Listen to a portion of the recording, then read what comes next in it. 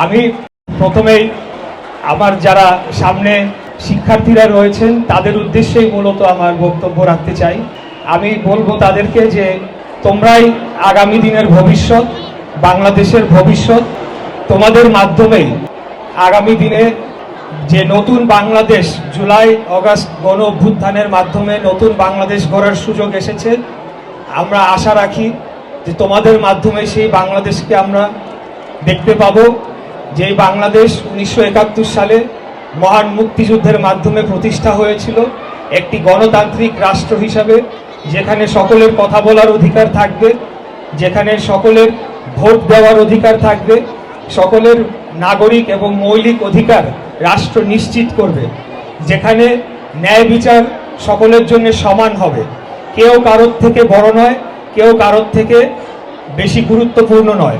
আমাদের সকলের পরিচয়, প্রধান পরিচয়, আমরা সকলেই বাংলাদেশি নাগরিক, এবং বাংলাদেশি নাগরিক হিসেবে আমাদের সকলের সমান অধিকার এবং সমান সুযোগ সুবিধা এবং ন্যায় বিচার পাওয়ার অধিকার থাকবে। সেই বাংলাদেশ আমরা দেখতে চাই এবং তোমাদের মাধ্যমেই সেটি সম্ভব হবে বলে আমি বিশ্বাস করি। আমি তোমাদের প্রতি অনুরোধ জানাবো যে তোমরা অবশ্যই পড়াশোনা লেখাপড়ায় মনোযোগ দিবে, এটা অত্যন্ত গুরুত্বপূর্ণ। তোমরা শিক্ষিত হলেই আগামী দিনে বাংলাদেশ একটি উন্নত এবং শক্তিশালী রাষ্ট্রে পরিণত হবে এবং আমরা দক্ষিণ পূর্ব এশিয়ার মধ্যে বাংলাদেশ মাথা উঁচু করে দাঁড়াতে পারবো। এর পাশাপাশি এটিও বলবো যে শুধু প্রাতিষ্ঠানিক শিক্ষাই সব কিছু নয়, আমাদের মাঝে কিছু সামাজিক শিক্ষাও থাকতে হবে। আমরা ছোটবেলা থেকে দেখেছি আমাদের বাবা মারা আমাদেরকে সে সামাজিক শিক্ষাগুলো দিয়েছেন, সেটি অত্যন্ত গুরুত্বপূর্ণ হয়ে ওঠে জীবনে।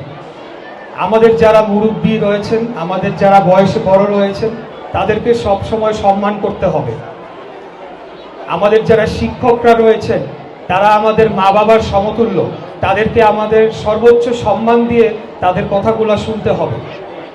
শিক্ষকরা অনেক সময় আমাদেরকে শাসন করবে আমাদের ভালোর জন্যেই, সেটিকে আমাদেরকে সম্মান করতে হবে।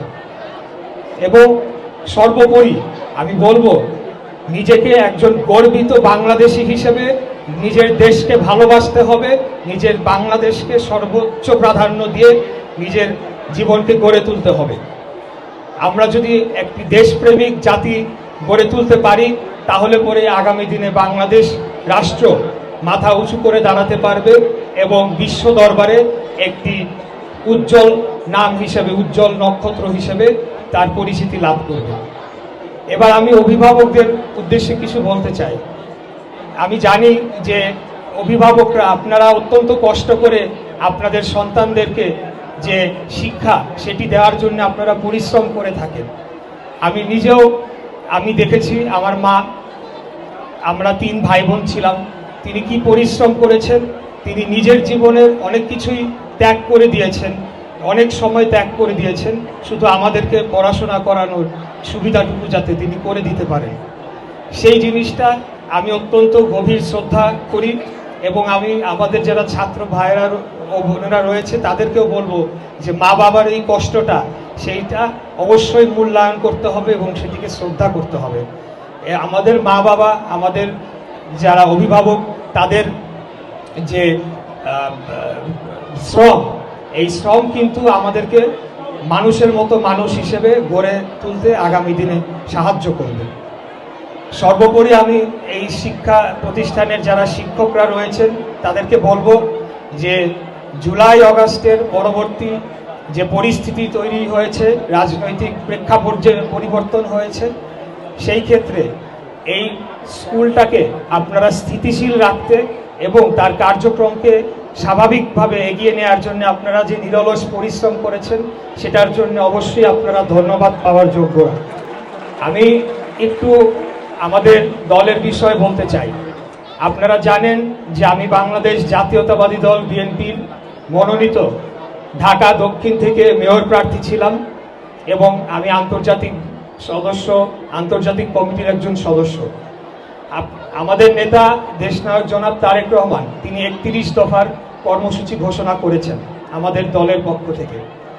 গতকালকেই শিক্ষকদের নিয়ে একটি মহাসমাবেশ হয়েছে, সেখানে কিছু গুরুত্বপূর্ণ দিক নির্দেশনাও দেওয়া হয়েছে।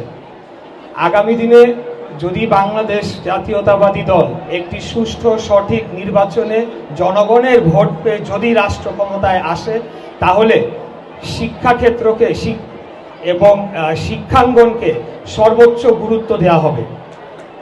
আমাদের বাজেটের 5% শিক্ষার পিছনে ব্যয় করা হবে এবং এই ব্যয় শুধু অবকাঠামো নির্মাণ বা কোনো বিল্ডিং নির্মাণের পিছনে নয়, বরঞ্চ শিক্ষার মান উন্নয়ন, শিক্ষকদের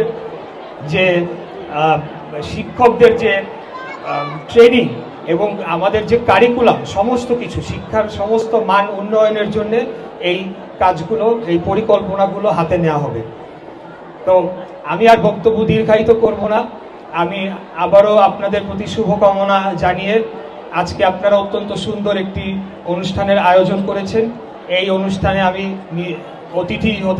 প্রধান অতিথি হতে পেরে গর্বিত বোধ করছি এবং আগামী দিনে আশা রাখি যে আপনাদের পাশে আমি থাকতে পারবো এবং এই শিক্ষা প্রতিষ্ঠানটিকে আরও কিভাবে উন্নত করা যায়, আরও কিভাবে উচ্চতায় নিয়ে যাওয়া যায়, সেটার জন্য আমার জায়গা থেকে আমি সর্বোচ্চ অবদান রাখবো ইনশাল্লাহ।